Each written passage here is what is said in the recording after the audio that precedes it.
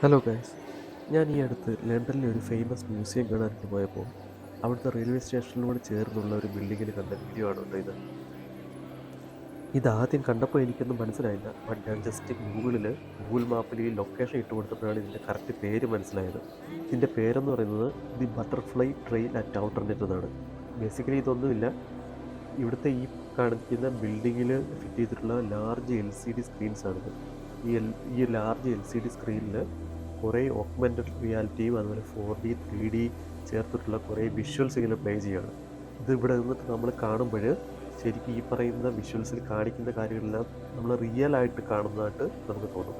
ശരിക്കും ഒരു LCD സ്ക്രീനിലാണ് ഇത് പ്ലേ ചെയ്യുന്നതെന്ന് നമുക്ക് തോന്നില്ല. ഇതിനകത്ത് പല വിഷ്വൽസ് ഇങ്ങനെ മാറിക്കൊണ്ടിരിക്കും. ഇത് കാണാനായിട്ട് ഭയങ്കര രസമാണ്.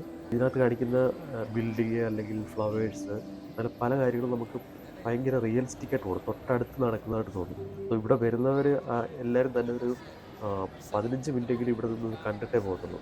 അത്രയ്ക്ക് രസമായിട്ടാണ് ഈ ഒരു വിഷ്വൽ ആർട്ട്, ഈ ഒരു വീഡിയോ ആർട്ട് അവർ ചെയ്ത് വെച്ചിരിക്കുന്നത്. അപ്പോൾ ഇതിൻ്റെ ലൊക്കേഷൻ മനസ്സിലായിട്ടുള്ളവർ ജസ്റ്റ് ഒന്ന് കമൻറ്റ് ചെയ്യട്ടോ.